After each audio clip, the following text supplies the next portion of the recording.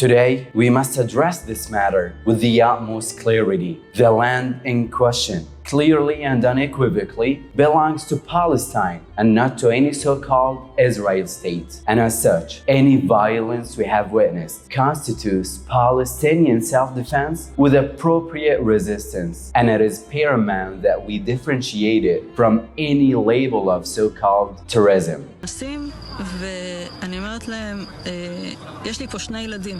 הדבר הראשון שאני אומרת להם, בעברית? לא, באנגלית. הם מסתכלים, ואז אחד אומר לי באנגלית, אל תדאגי, אני מוסלמי, אנחנו לא נפגע בכם.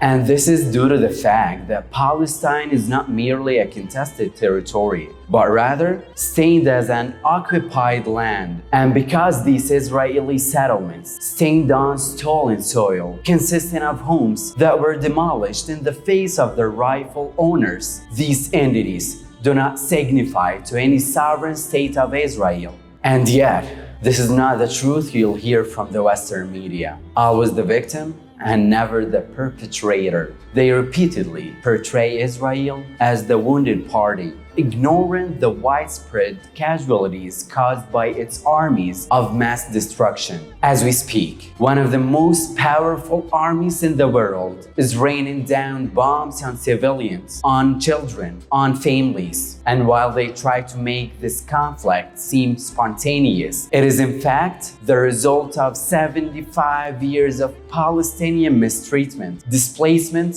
and starvation due to the Israeli offenses.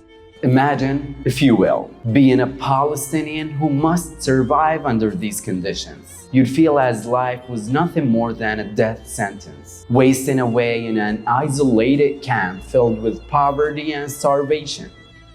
Could there be anything left for you to lose?